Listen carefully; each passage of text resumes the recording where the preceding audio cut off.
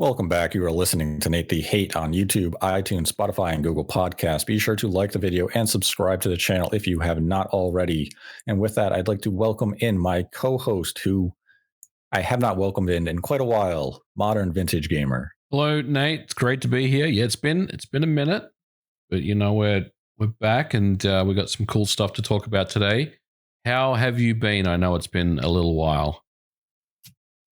I have been well. It's been a very hectic, hot July, and I know you have been scorching in that summer heat. 110-degree days. Loving it over here. Well, we have a very interesting topic today, a hot topic at that.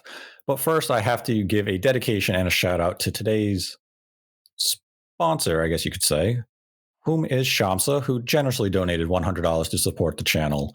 And if you'd like to support our channel, we have a Streamlabs link in the description below. Donate any dollar amount, ask a question. We will answer it at the end of the episode. Donate $100 or more, and we will dedicate the episode to you.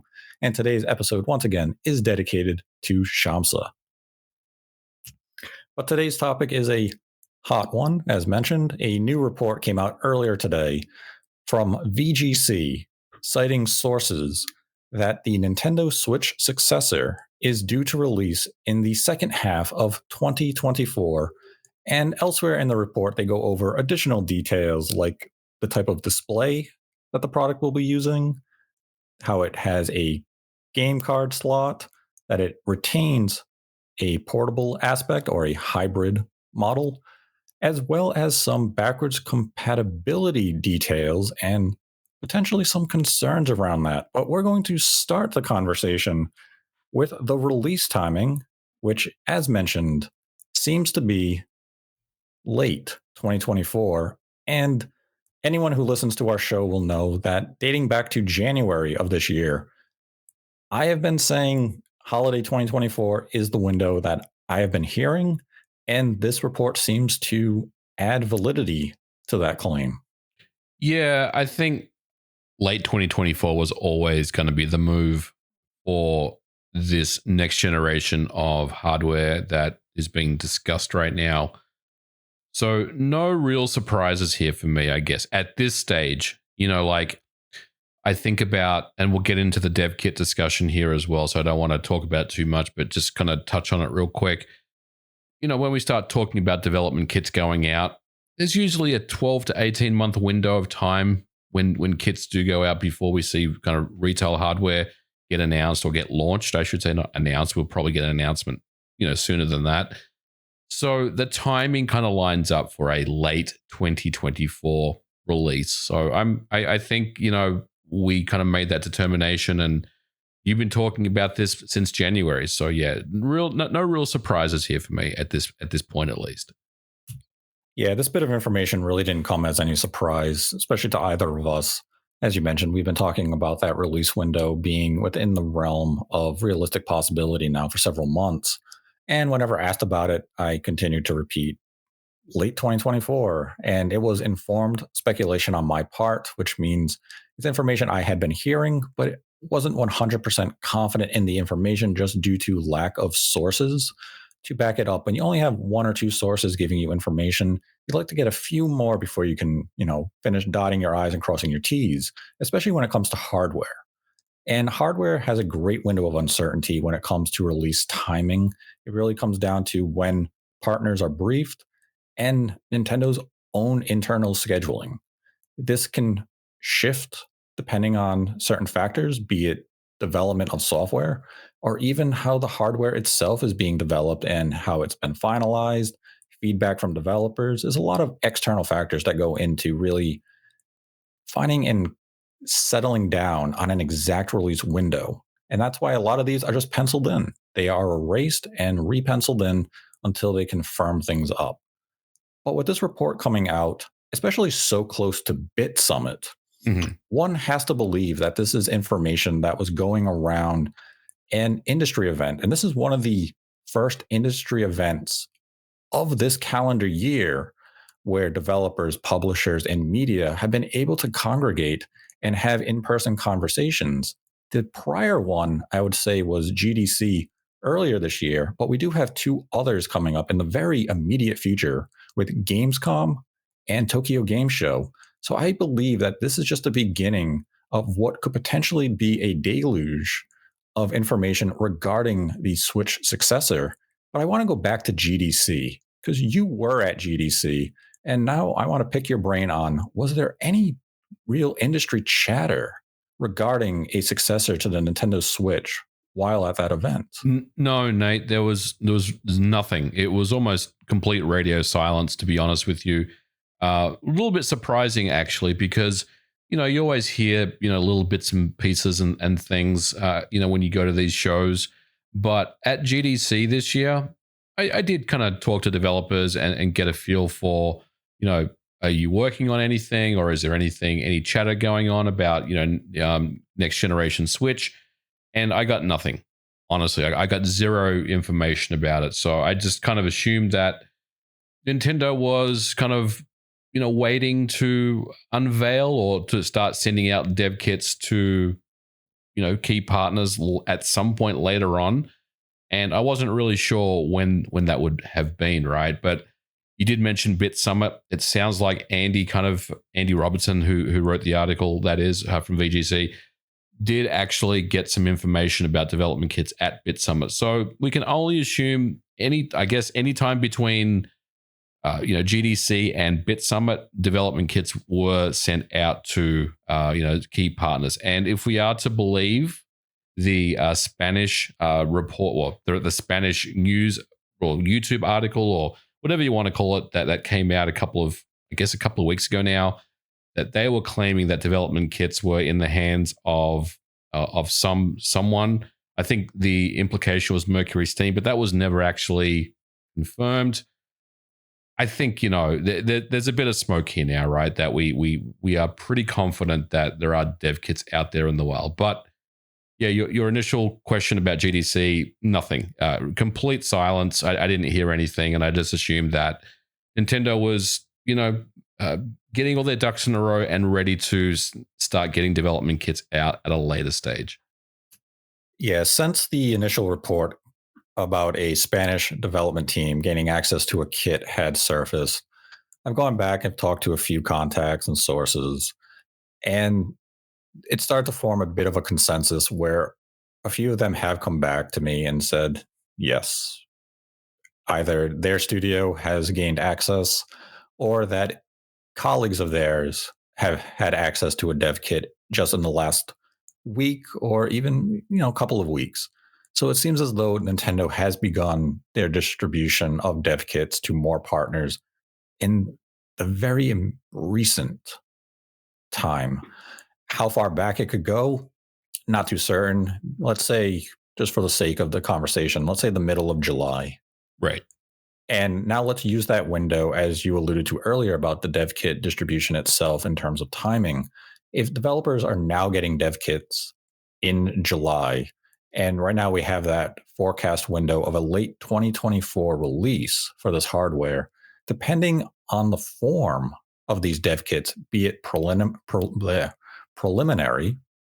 or more finalized, we can kind of give a rough guesstimate in terms of launch timing.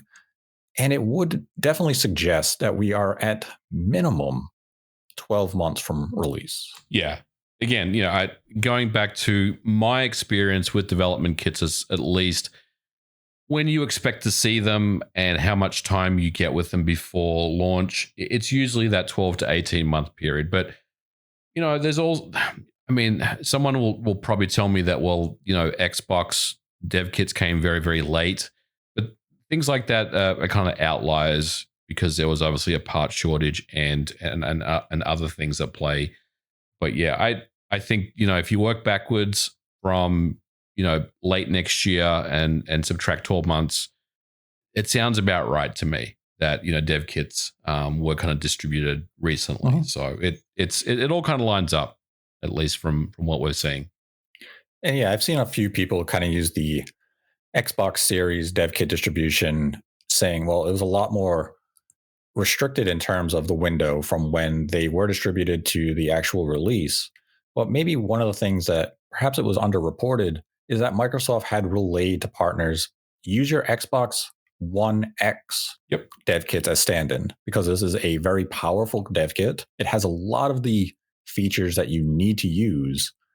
And once we can get you the final dev kits of our series line, you can transition fairly easily.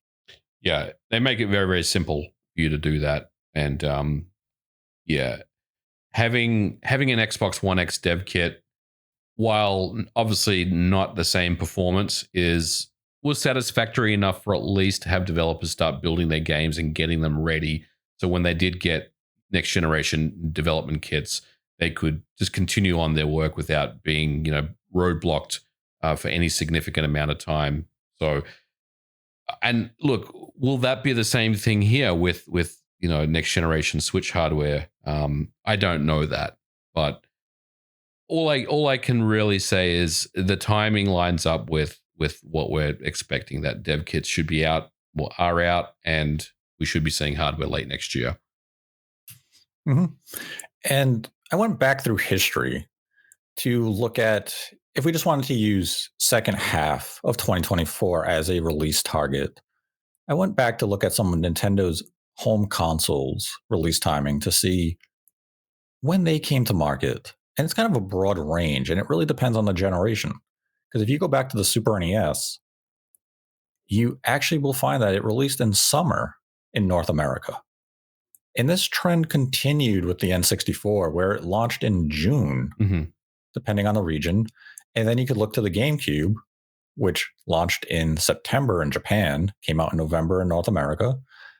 And then right around the time of the Wii U, and even the Switch, Nintendo really tried to consolidate things, and they went for those worldwide launches where they could have launch across the globe be as tight and as close as possible, because those aforementioned platforms, they were launching at all different times depending on the region, where you would have one platform launch in November for Japan, it would come out the summer in North America, and then 3 years later it would come out in PAL and Australian regions. So there is that possibility that this launches in the second half of 2024, and maybe it finds itself in that late September or early October window where it technically would release in the holiday. But depending on how much stock Nintendo is able to accrue over the year, they could potentially position themselves to have a monster holiday in terms of sales of the hardware if they're able to produce millions of units in that lead up to that launch window. Yeah, and that's kind of the $1 million, question, right? Like, when is it going to launch, and how big are we talking about as far as the launch lineup is concerned? I do think that if we're talking about late 2024, that's giving me late September, early October kind of timeframes for the launch of this hardware. But I guess I can't shake the feeling that this particular system, the launch of this system, is going to be about the games, as far as what games will be ready to launch with this system. And will it be a launch day of, let's say, a couple of, 2 games maybe, or 3 games, and, you get like NSO and some other things kind of thrown in?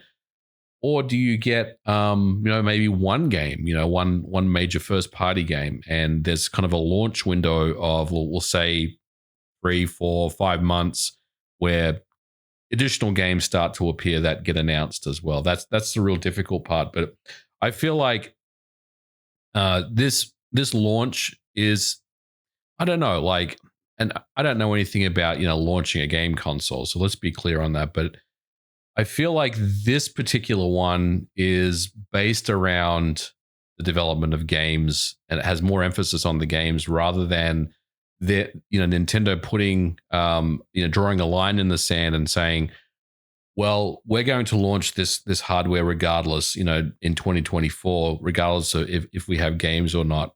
I don't think that's going to be a thing for them in this situation. I think I'm not saying they're moving the launch around, but I think the hope is late next year, and there will be games ready to go. But I would also not be surprised, Nate, if they even And you may think I'm crazy, but they may even push it out to early 2025, right? Depending on where these launch games are at. So I think the launch games themselves are very, very important. For a really, really strong launch of this next generation hardware. Yeah, I think if it slides to early 2025, that's kind of a disaster It case is. scenario.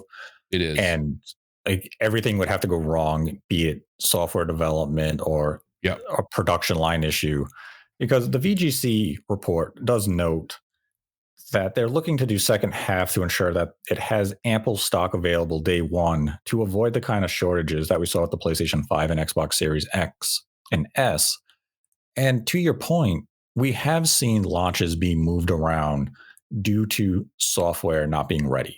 Yeah. That's kind of a common thing for the industry. If you don't have games to launch with your system, you will delay. The system's ready. It's just we have to get games ready. And some people made that argument when the Xbox and PlayStation 5 launched back in 2020 that they should have delayed these systems 6 months, if not a year, so that they had more software available for the platforms that took advantage of their unique features. And that's still kind of a talking point you see in some circles even today regarding those two platforms. But Nintendo has always brought software to their launch day Mhm. for any hardware, even if it's just one revolutionary game. We can go back to the N64. In retrospect, you know, all they really had was Mario 64, but it changed the industry. Yeah. That's all they needed. And then you can fast forward to the GameCube. At the time, wasn't necessarily the strongest launch. You had Luigi's Mansion, you had Pikmin, Smash Brothers Melee came out in December, so just a few weeks after the North American launch. You also had Wave Race, Blue Storm, Hmm. and it was a quality launch. You had a lot of games on display, There was a lot of games on the GameCube that launched, I remember. but none of those games at the time were really these big, major first party releases. Luigi's Mansion wasn't the Mario game people hoped to get. Pikmin was that odd new IP that no one was really sure what it was at the time. Smash Brothers wasn't at the level that it is now revered at. Right. It, it took a while for Melee to really gain that footing of becoming that amazing party fighter, however you want to, classify it. What do they launch?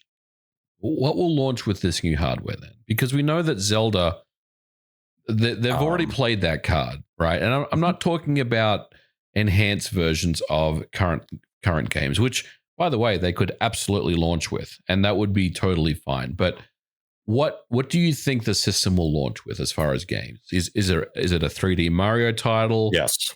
Is it Mario Kart? No. 3D Mario. Do you think the new system will have a 3D Mario game? And when do Mhm. we get Mario Kart 9? Because they must be thinking about that. Would that be part of the launch window? We'll say the first 6 months of the new hardware? Yeah. Yeah. I would Yeah. estimate that's within that first 6 months, definitely within the opening year, because Mhm. Nintendo had to look at what the Switch had done, where you launched with a Zelda game, a must have game.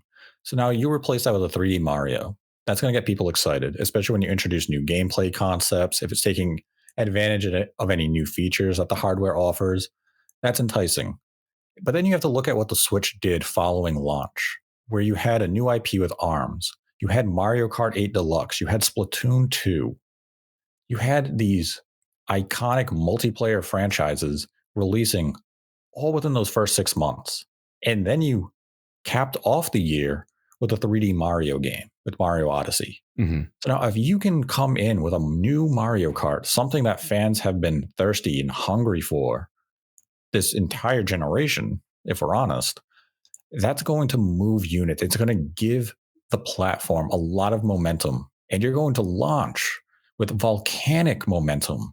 And now, if you can use all of that energy and put it into the sales of a new Mario Kart, this new hardware is going to sell every unit it's producing, possibly for the first 12 to 18 months, depending on the lineup that Nintendo has been working on for it.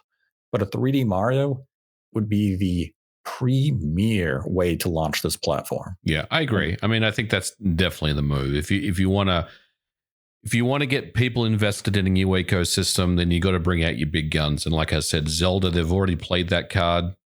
So a 3D Mario game is definitely the move, and it would definitely be that game that would get people excited about new hardware. And then if you throw Mario Kart 9 into the mix, then it's pretty much you're off to the races at that point. And you've already sold a few million, very, very quickly. Mm-hmm. I mean, that's where Nintendo can come in and kind of just solidify their spot in this current generation, next generation, however you want to measure their competitor going into it. Because I know everyone will differ of who's competing right now. Is the Switch competing with the PS4, or is the Switch competing with the PS5? It doesn't matter. Yep. But Nintendo has to come out strong. They really can't struggle when it comes to the successor of the Switch. And unfortunately, if you want to look to history, Nintendo always seems to stumble following great success. The Wii, huge success, followed by the Wii U.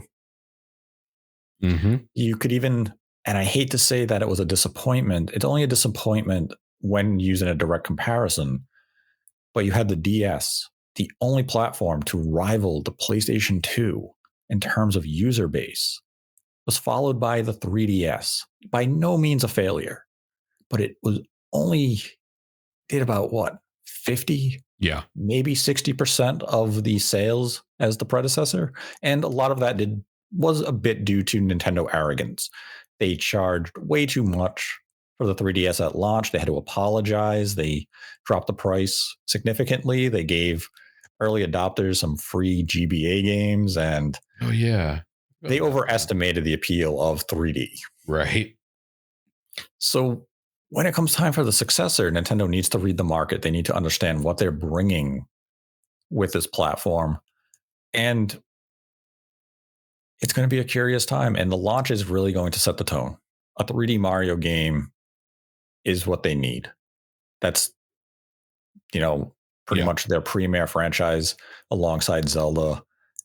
And I know some people are saying, well, we haven't seen Metroid Prime 4 yet. What if Metroid Prime 4 could also be a launch game? As much as I enjoy the Metroid Prime games, it simply does not have that lure and luster that a 3D Mario would have. It would be a complimentary game that, hey, I bought a new Switch.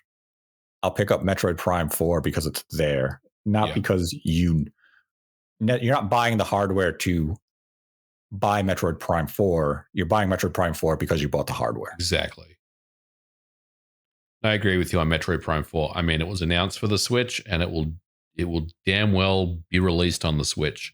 I don't think we're going to see it on. I mean, will we see it in some capacity on new hardware? I mean, probably at some point, but I wouldn't bet the house on Metroid Prime 4 being a Switch 2 or next gen Switch launch title. I mean, if it is, it'd definitely be a curious move. Yes. And I mean, hey, it could happen. It all comes down to, I guess, how much Nintendo views it as a priority, and if they see benefit in having it as a secondary launch title. It's one thing to have, Twilight Princess be a cross-generational game, or Breath of the Wild, because those, that series is going to just sell very, very well. But fragmenting your Metroid Prime base between the Switch and next generation I'm not sure about that. I don't think that's really what they're trying to do with Metroid. Mm-hmm. That's just my opinion, though. Yeah. Now, we have had some reports out of Taiwan from some economic websites that kind of hit in the last couple of weeks, where they were reporting and suggesting that the Switch successor would release in the early portion of 2024. And there was a lot of discussion around the language of the reports, whether or not it was just conjecture by the editor and they were connecting dots to other things, or if they truly had a source in the supply line to indicate that a launch would be in the early portion of 2024. And on this, I'll give a very brief comment that some of the whispers I have heard, don't take this as confirmation, but the whispers I have heard is that the supply line regarding the Switch successor will begin to ramp up in that early portion of 2024, Q1 of the calendar year. So between January and March. And if that is how things play out, it would further endorse the idea of the second half of 2024 release, especially when you factor in the idea of the VGC report saying Nintendo wants to have ample and sufficient stock to avoid shortages, which would suggest they want production lines to begin testing and such in early 2024 and then hit max capacity in the late spring where you can produce 500,000, 750,000, or a million units a month. And if you want to release in the holiday, you're releasing with more than just 2 or 3 million units. You're likely targeting something significantly higher than that. But that part's pure speculation as to what Nintendo could potentially launch the unit at. Right. But it is a curious thing of if what the articles meant by a next gen launch in early 2024, they were actually referencing in terms of production lines beginning, I would agree with that portion. Yeah, I didn't really pay too much attention to that particular article that came out last week for different reasons. But I did, I guess what I did take away from it was, if there is information out there that manufacturing is kind of underway and things are happening, then again, it just gives more credence to, like you said, a late 2024 kind of release. Now, I want to pivot to their mention of the display in the VGC article. Here we go. Here we go. So they report that they have been told that Nintendo is going to launch the successor with an LCD screen, which would be similar to what we got with the original Switch. Yep. And reasons for this is that Nintendo is looking to keep cost down. We have to remember that this is a new generation of hardware. A lot of people are thinking more along the lines of Switch Pro, and if you're thinking of Switch Pro, right, then why would they go back to an LCD screen? Because isn't the professional model of the Switch supposed to be the top of the range premium Mac Daddy edition that has an 8-inch an 8-inch OLED display and all bells and whistles? But we're talking about a new generation, a complete, line in the sand, new generation of hardware. So in my opinion, they start from a base model all over again. And this is going to be their launch model of the new hardware, which is an LCD display. Now, will they offer a OLED edition of the hardware in a couple of years? Probably. And I think, that was successful for them, so they would do that again. But I think it's important for Nintendo to, number one, not increase costs. They've already kind of mapped this out, and kind of start with that base again. You're starting with that base launch model that is going to get iterated upon and improved and enhanced in key areas. So I think this is just the start of a new generation, and we will see an OLED display, at some point during that generation. Mm-hmm. So yeah, I'm in agreement with you that it's going to launch with an LCD screen. Yep. I have heard, and again, do not take this as confirmation. This is industry whispers. Consider it like industry. I don't want to say gossip. It's better than industry gossip. Take it as informed speculation. I have been told that it's going to launch with an 8-inch LCD screen. Mm-hmm. And the reason is, as mentioned in the VGC article, to assist in keeping costs down. And that's important to Nintendo because they're going to launch this potentially at a high price. This could be a platform that comes in as just as a speculation point. Let's say $399. Let's say even $449. It's going to be important for Nintendo to recoup cost on manufacturing this hardware as quick as possible. Yep. And LCD is cheap. And if they can get that cost down quicker from a business standpoint, that's what you want to do. And it will also allow them to, in the future, as you mentioned, we can release a more premium revision 3-4 years down the line with an OLED screen, or however they really want to approach it. And Nintendo has done this with virtually every single handheld that they've brought to market. Go back to the Game Boy Advance, launched with that, Oh my that God. standard version. Yeah. And then we got the introduction of the SP. Right. We had the DS Fat, got better screens with the DS Lite. And the DSi had like even better screens. Right. I And recall then you that. go from the 3DS, we got better screens and better 3D with the new 3DS. And then right now with the Switch, went from LCD to OLED. And I mean, LCD, yes, you're not going to get as pure of blacks. You're going to get crushed blacks and other colors. But an LCD screen, depending on the pixel density, and if you're coming in at an 8-inch screen size, this can still be quality. It's not like it's going to look abysmal. Yeah. And keep in mind, an 8-inch LCD screen would match what Sony is putting in their Project Q, which in and of itself is an abomination in terms of design. But look at the Steam Deck. The Steam Deck is also an LCD screen. Mm-hmm. So this seems to be the screen that these manufacturers are going to, be it for a cost reason, or if they just like the way it displays and it's more than satisfactory for their testing. And again, me hearing about an 8-inch LCD screen is just informed speculation. Do not take it as confirmation. I want to stress that. That is just what I'm hearing at the moment. Yeah. This And could be preliminary details where it's not yet finalized. Maybe right. the deals haven't been made with the manufacturers and the suppliers. So just take it as I'm saying it, informed speculation. Here's the other thing, and I want to say that as well. Like I don't know anything about this stuff, but here's one other aspect of this report that is a little unclear, and that is, was these determinations made on the development kits that have already gone out, that the dev kit has an LCD display? We don't really know, do we? But if that is the case, and I'm hoping it's not, but let's say it is. Let's say, whoever let Andy know about the dev kits being out there kind of gave some information about what's on the dev kit, and there's an LCD display.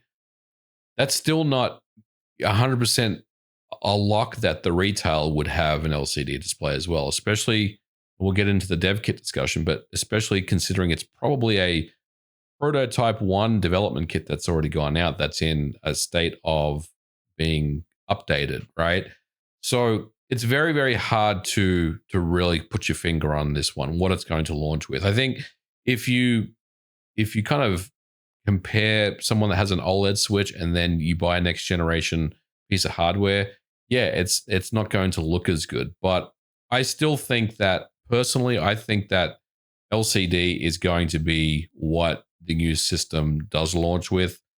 Yeah, for cost cutting measures, as mentioned, first and foremost, and probably because it's, they have to start again. This is a new generation, so they're going to start with what they know, and once they've got a foothold on next generation, and they're turning over a healthy profit, then they'll look at bringing us a premium model of that piece of hardware with an OLED display.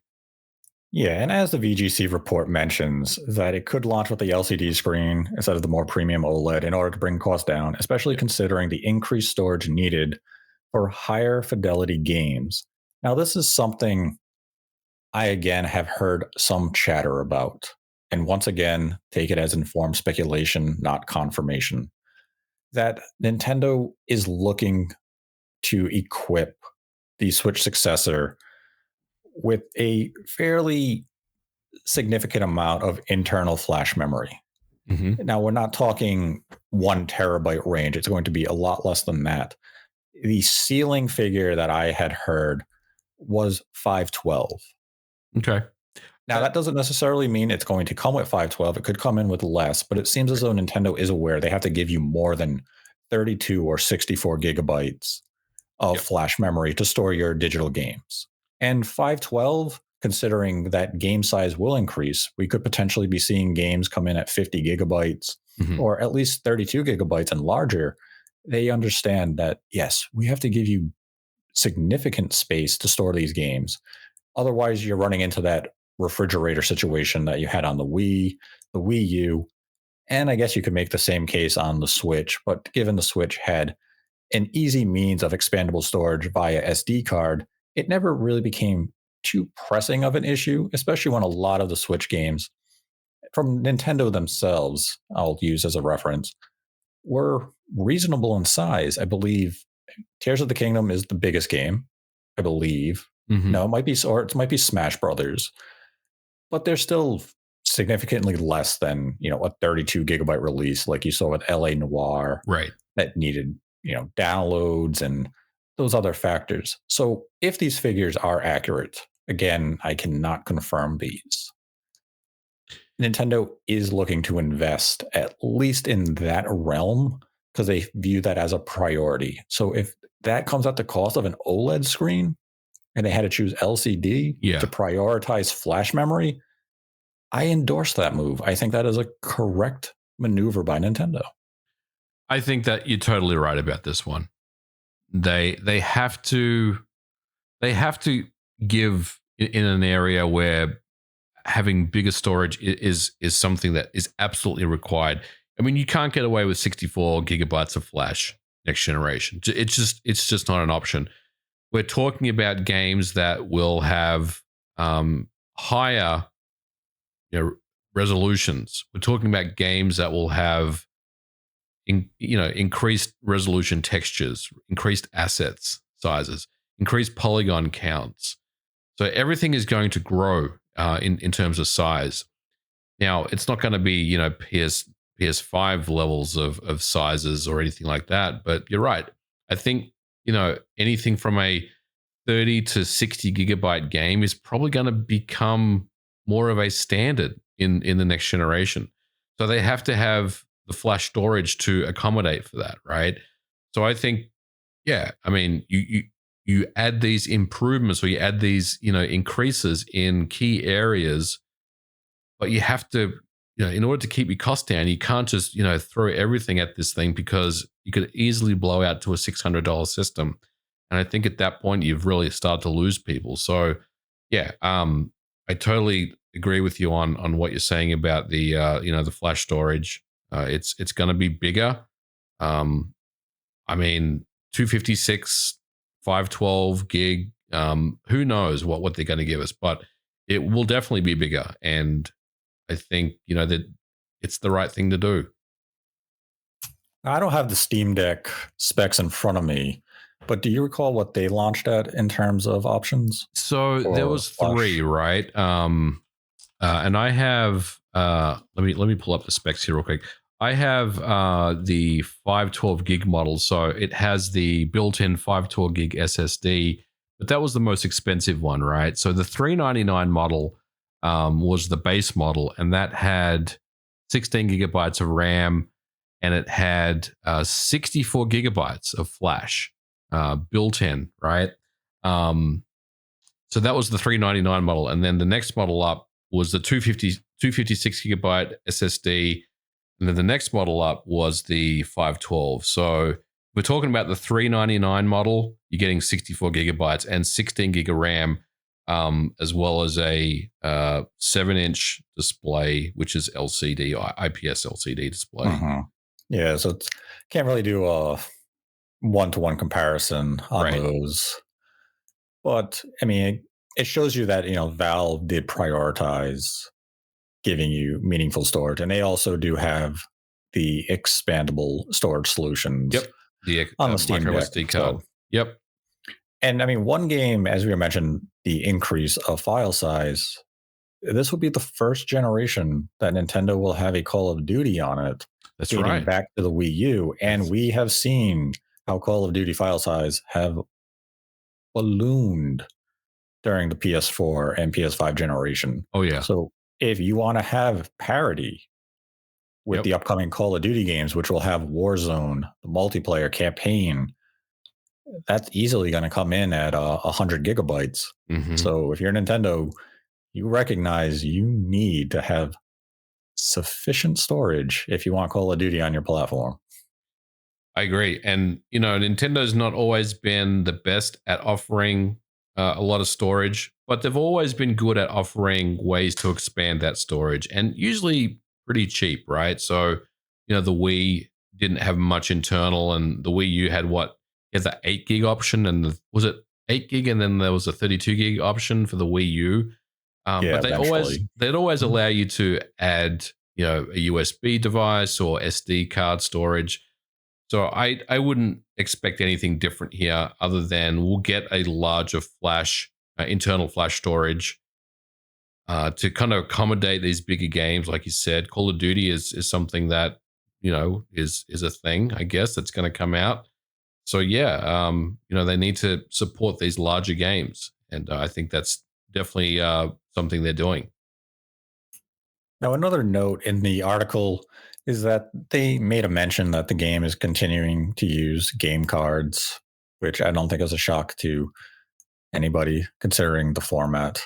There's really no reasonable way to go to a disk format unless you're going with a UMD type solution or a mini disk. But considering that never really worked all that well for the PSP, it'd be exceptionally odd for Nintendo to go that route. So, yes, Nintendo is going to continue to use the game card format. No surprise to anybody there. But Hmm. I do believe Nintendo will change the tech of the game card. And there has been reports out of some of the manufacturers that partner with Nintendo, which I believe the company is Macronix, and they use a 2D NAND for the current game cards. And there's been reports that they have been developing and are ready to deploy a 3D NAND.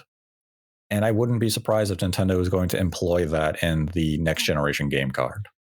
I would almost bet the house on the card format is going to change, or it already has changed. Not only for the limitations and issues that Nintendo had with this generation. I think the maximum size, I believe, was 64 gigabytes, or at least that was, the biggest card size we've Yeah, I seen. think that was the biggest card size in concept, but it never Yep. came to market. But I also think that they've revised this card format, they've enhanced it, they've iterated on it, they've improved it to not only allow for, again, larger size cards that don't cost as much money as a 64 gigabyte card does, but more importantly, and this is an area where people seem to forget, when the Switch came out, it was hacked very, very quickly. I think it was in the first month of its launch, or maybe not the first month, but it was hacked very, very quickly. And although Nintendo did mostly, fix the glitch, if you want to say, there was still, I think, about 13 to 15 million switches out there that are exploitable. And one of the side effects of having an exploited switch, or one of the good things, depending on who you are, is that you can easily dump any game off a switch card easily. So, do you think Nintendo is considering having the same game card slot in a new piece of hardware? I would be very surprised if they did that, because what you want to do when you get new hardware out is you want to ensure that all your security, weak points have been eliminated. And Nintendo in the past has always been, well, they've gotten into a lot of trouble about having legacy, you know, ports and things on hardware. We've seen it happen so many times when the DS had the GBA slot. The first way that the DS was hacked was via the GBA slot. Same thing happened with the 3DS. Same thing happened with the Nintendo Wii. Same thing happened with the Wii U. It's something that Nintendo, in my opinion, is has changed, and I think they've changed it not only for technical reasons, to get faster performance and larger performance at hopefully a cheaper cost, which is, I think, is something that's very important to them, but also for security reasons, to ensure that any type of exploit is completely off the table. Yeah, I mean, you definitely don't want to have a repeat of that entire situation if you're Nintendo going into this. And this brings us into one of the final topics from this report, one of your personal favorites. In the VGC report, the topic of backwards compatibility does come up, and they make note that it remains unclear and that they themselves have not been able to confirm whether or not the Switch successor will or will not have backwards compatibility. Now, you talked about backwards compatibility fairly significantly not all that long ago about some of the technical hurdles that pose an obstacle Mhm. for Nintendo and Nvidia. So we're not going to go into that. Right. We don't And need to. We don't need to revisit that. yeah, If people want to learn more about that, check out my video. It's called "Nintendo Has a Backward Compatibility Program Problem" on my channel.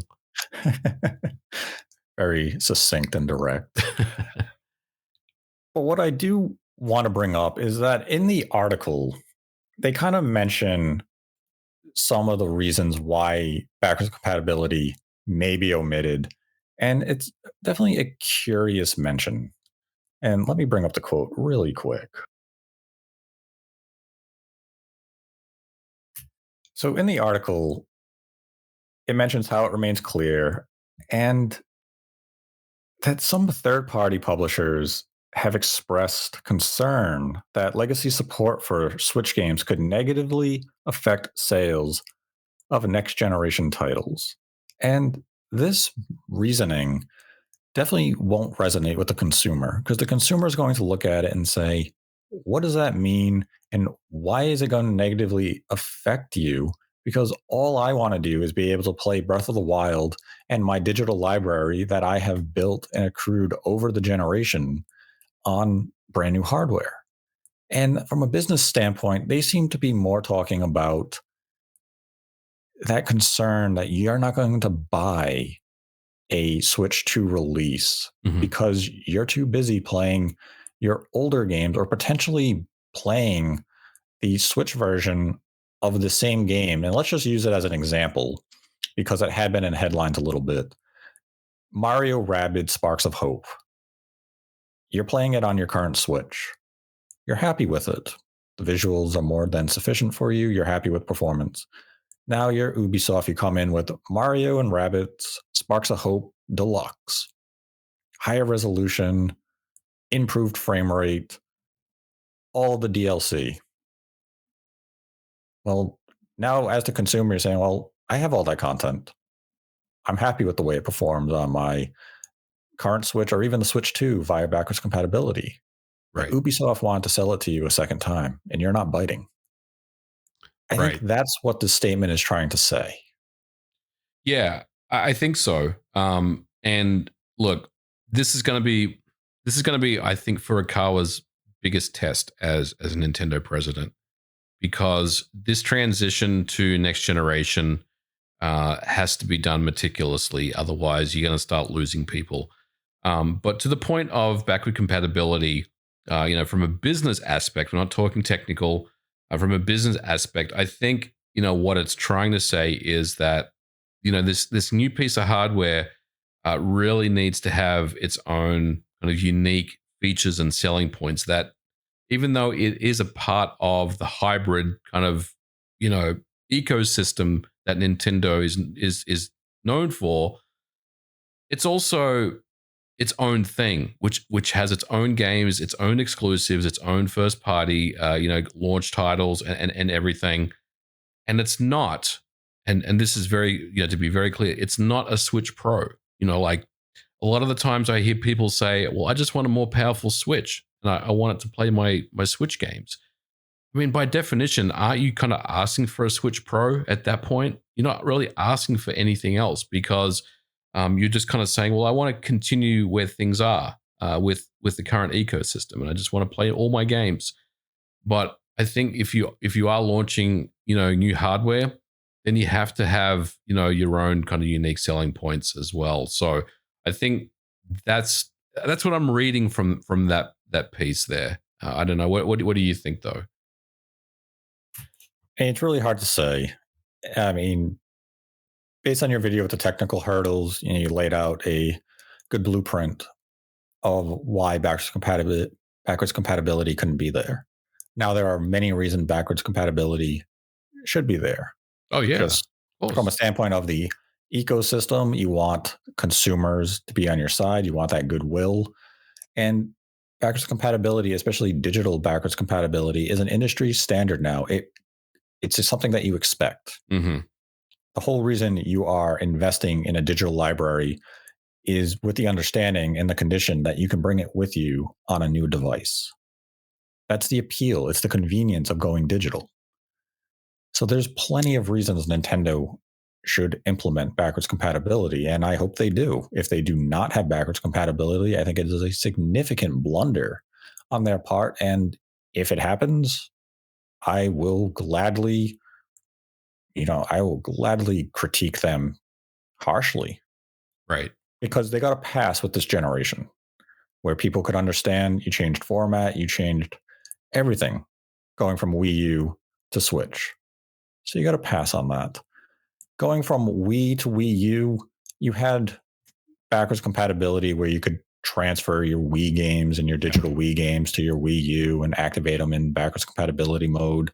It wasn't the smoothest process, but that was the advent of digital for these console manufacturers. They didn't understand the need of an account system, or Hmm. really, they weren't thinking of the future.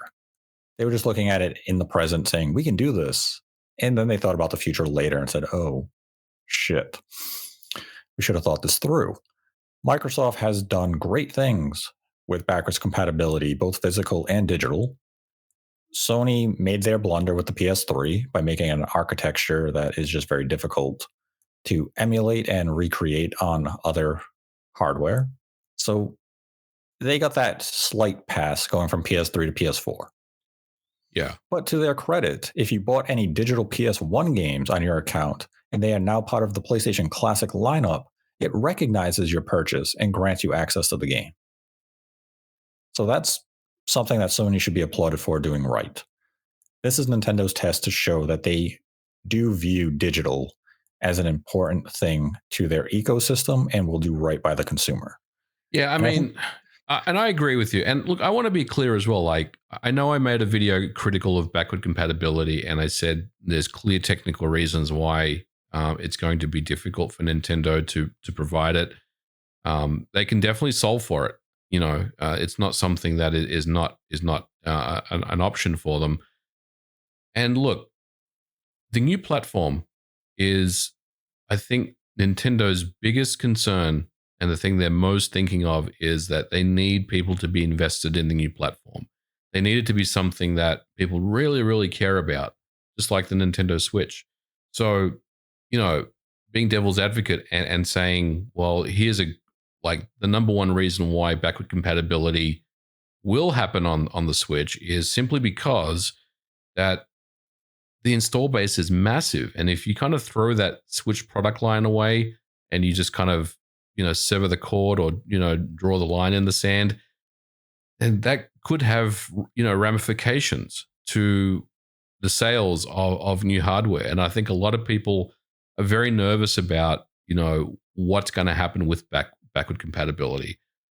And honestly, I think Nintendo, I've always said that I think they will solve for it in some way, but I'm not really sure what that would look like at this time. But they definitely are aware of this, and I think that they're going to offer something, I believe, to their customers, to make their digital library available on next generation. But look, it's a real tough one because I'm seeing, there's more and more of these articles that are coming up, and I think a lot of them are just kind of opinion pieces and speculation. But we're starting to see, some holes being poked now in the backward compatibility, thing that's happening. But I think Nintendo is, I mean, it's probably not number one on their list for the rollout of new hardware, but it's definitely something that they are very much aware of. And look, I'd like to think that they have solved for this. And look, we talked about cost cutting earlier. Maybe they were able to squeeze in a Tegra X1, into the new hardware, and that's what they're going to do. I mean, they've done that before, so we'll just have to wait and see. I do feel as though, given the reports that came out today and the discussion about backwards compatibility's uncertainty, it feels as though perhaps if the VGC source was from development partners who 100% should have been briefed if backwards compatibility is there so that they could plan for patches and just general planning of upcoming releases so they know, hey, we can take advantage of these features. If it's not mentioned to these partners yet, it could be an ongoing thing that Nintendo is still figuring out how they're going to approach backwards compatibility on the platform. Yes. And technically, in terms of functionality, the dev kit itself doesn't need to have backwards compatibility support, but Nintendo should at least brief them if the feature is going to be allowed. Exactly. And I think that's a real important thing to mention. A development kit won't tell you if backward compatibility is available, especially and I'm just going to say this, a prototype development kit, because I can only assume that whatever is out right now to developers, it's prototype hardware. It's not final. So a lot of the times these early development kits will have functionality that is not available or features that are missing. So I think really the main focus on these prototype dev kits is for their partners to make next gen games and have them ready. So the focus on backward compatibility is really not something that is of I want to say interest at this time, but it's not really on the roadmap right now. And I think you're right. I think Nintendo is holding that information back for later. And I think honestly, we'll probably hear about it. It'll probably leak out, at some point. I'm sure when there's more kind of smoke around, dev kits, and things as more time passes. Because I think that this particular report that came out is, I hate to say it because I know I kind of troll on Twitter about Switch 2 every single day. There's something new that's come out, or some new article has come out from nowhere.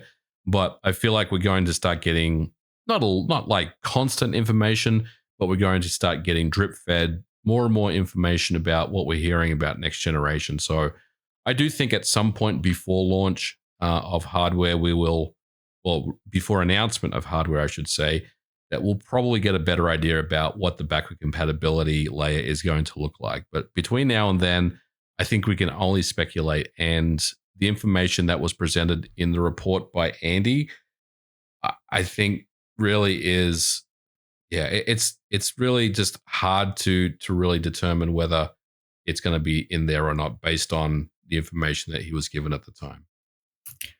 Yeah, there's really nothing that you can take away from that beyond publishers have expressed some doubts.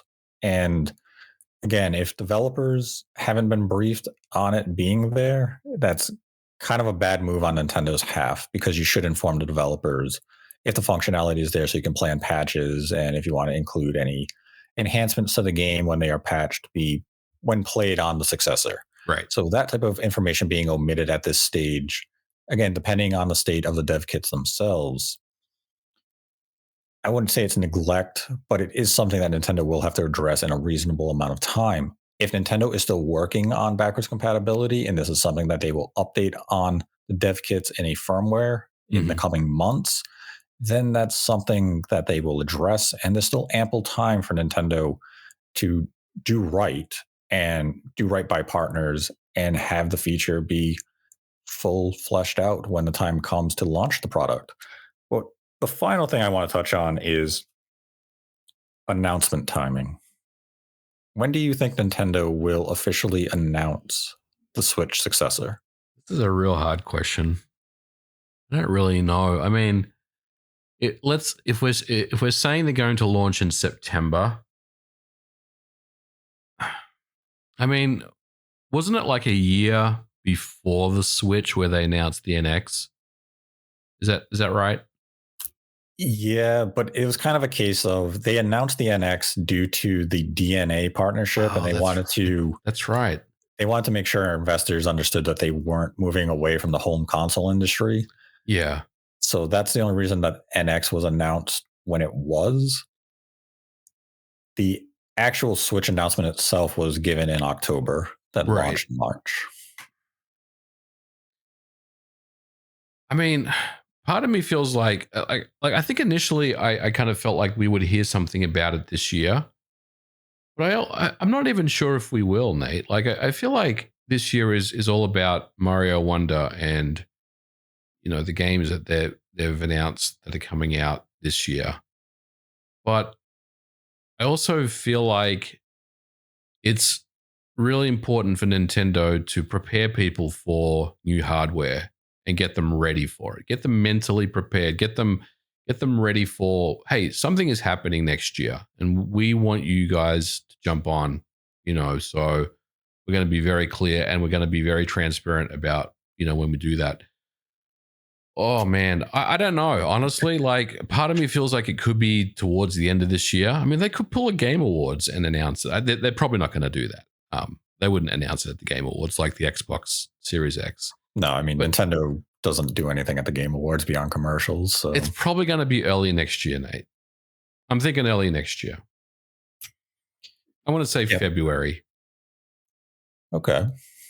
See, my thought process right now is dependent on the launch timing. So let's say at the earliest for the second half, they launch in September. They would announce in April. The Mhm. current fiscal year will conclude, and they will announce it once the new fiscal year begins on April 1st.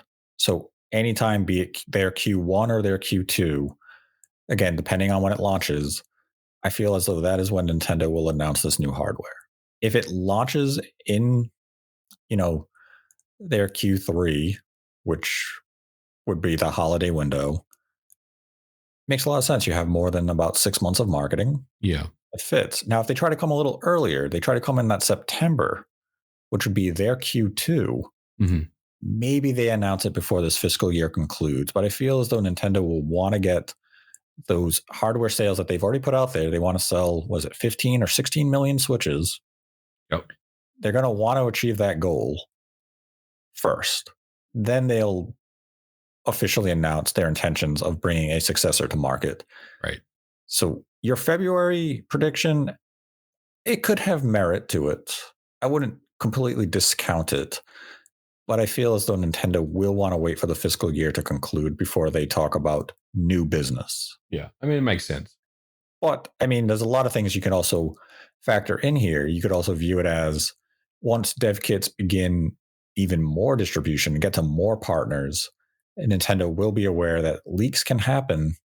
And do they want to get ahead of that, or are they going to wait until production lines begin manufacturing the systems? So let's say that is early next year.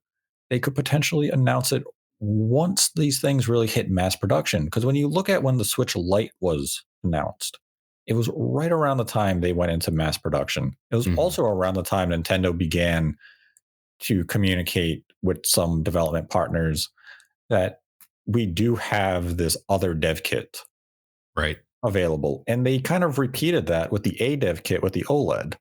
They announced OLED right around the time it was hitting mass manufacturing and when this new dev kit was becoming available to partners.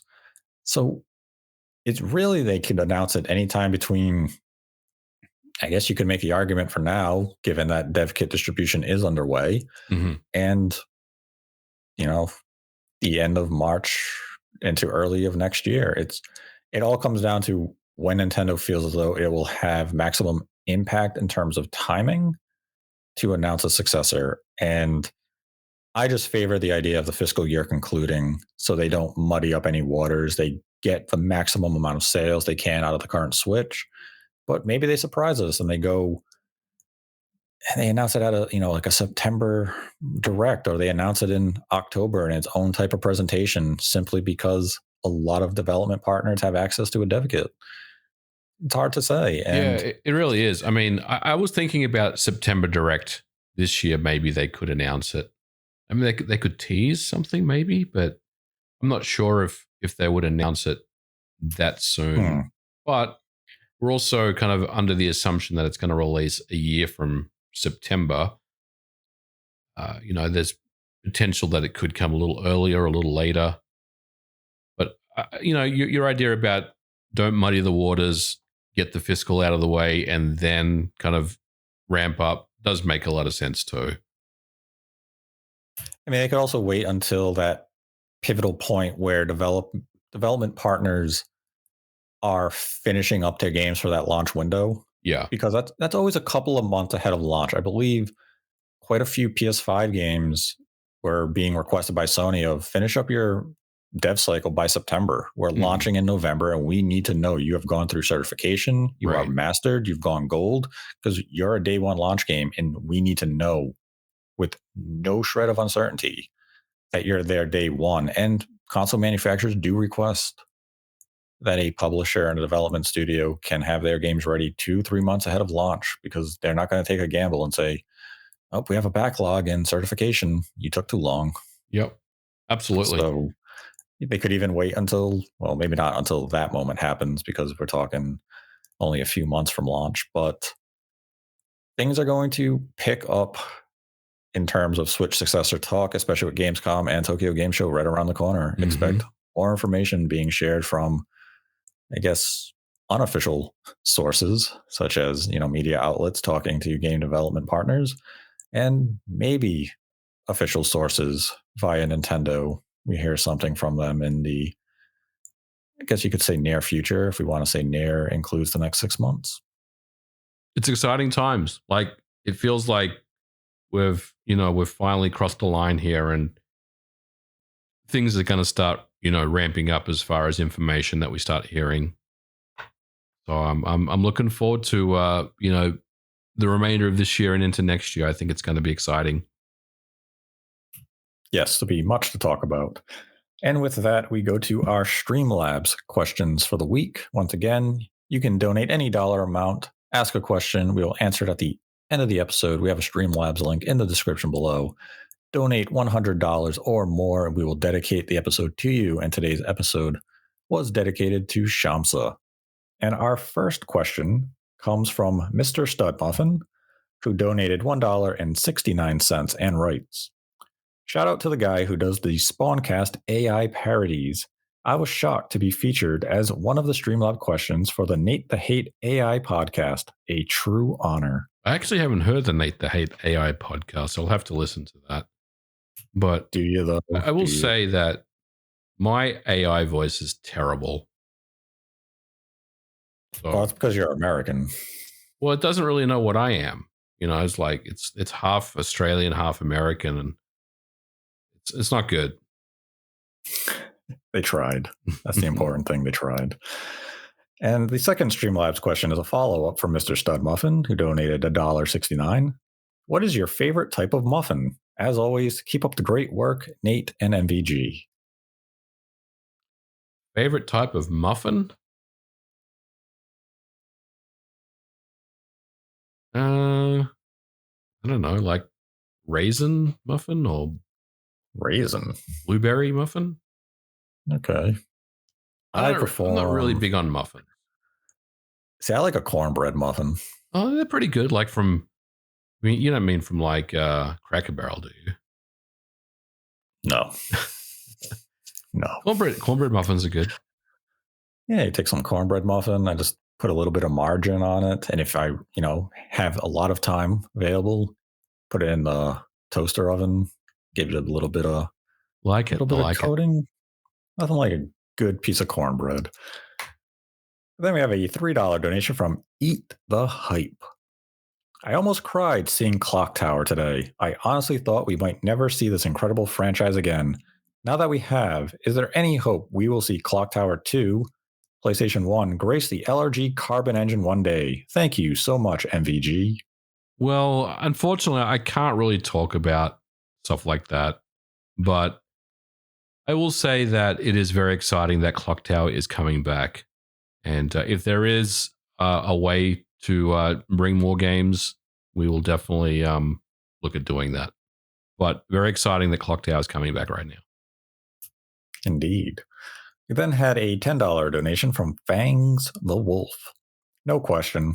I just want to thank MVG for the Jurassic Park Classic Games Collection and bringing back Gex. Thank you, MVG. Thank you. Thank you. Appreciate it.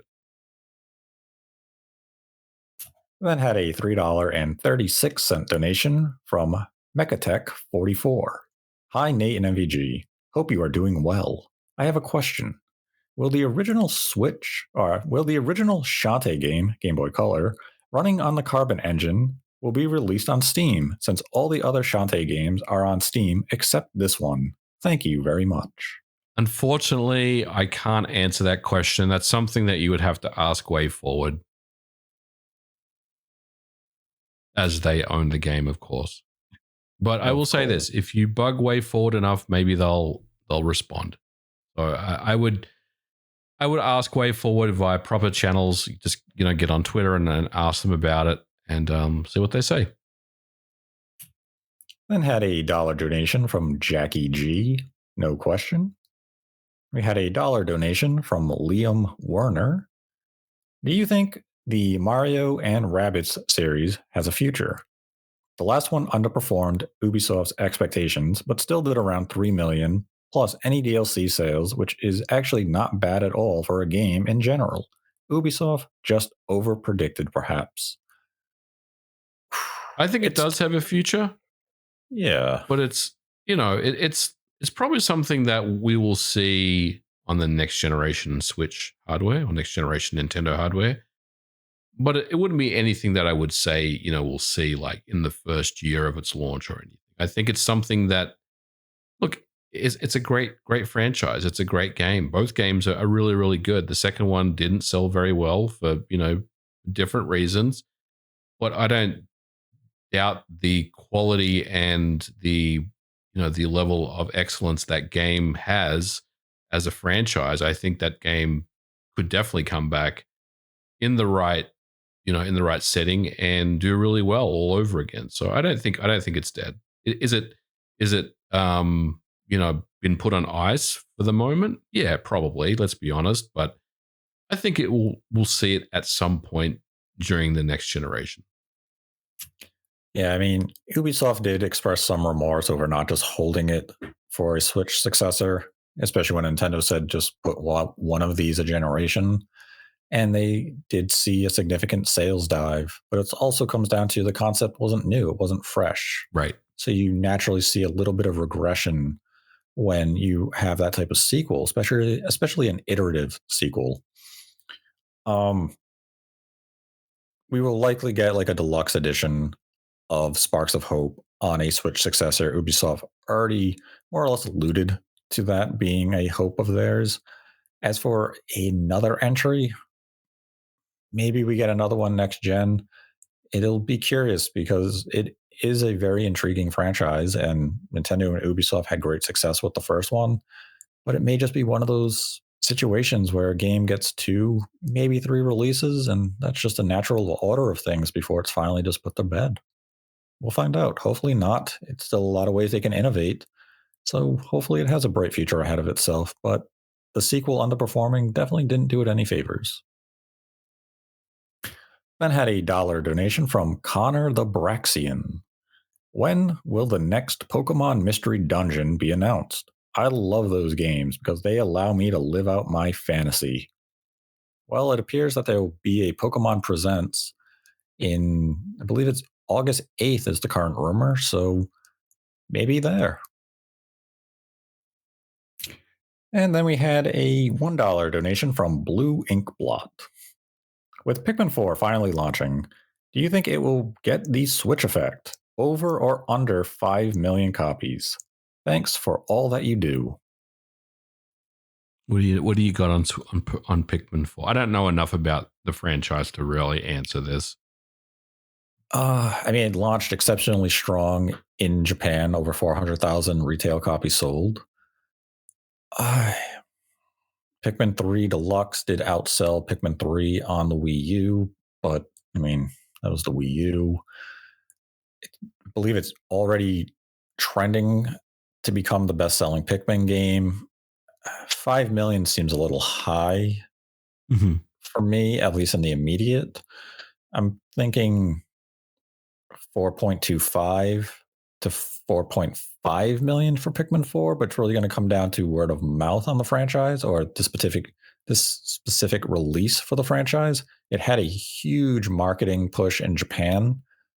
It was more or less treated as a premier AAA upper echelon Nintendo product in Japan. I'm going to be curious how the legs go for the duration of the summer on Pikmin 4. If this was a front loaded release or if it's going to linger towards the holiday. I think that's going to be what we're going to have to observe, that tail. Yeah. North American sales, I imagine it's going to open fairly strong, but it could potentially fall quite quickly. It's going to be interesting, but I think 4 million is a lock. 5 million within play, but I think it would take it a little time to get there. Maybe around this time next year, maybe a full year, if not a tad bit more to get to 5 million. But I think come Nintendo's earning report, let's say in June 2024, I think Pikmin 4 will be over 4 million by then. And that was the final Streamlabs question for this episode. If you'd like to support the channel again, we have a Streamlabs link in the description below. Donate any dollar amount, ask a question. We will answer it at the end of the episode. Donate $100 or more, and we will dedicate the episode to you. And today's episode, once again, was dedicated to Shamsa. And with that, I'd like to thank MVG for joining me as always. Always a pleasure, Nate. Thanks for having me on. And if you'd like the episode, be sure to give the video a like. If you didn't, give it a dislike. Let us know your thoughts in the comment section below. When you think the Switch successor will come to market, will it have backwards compatibility?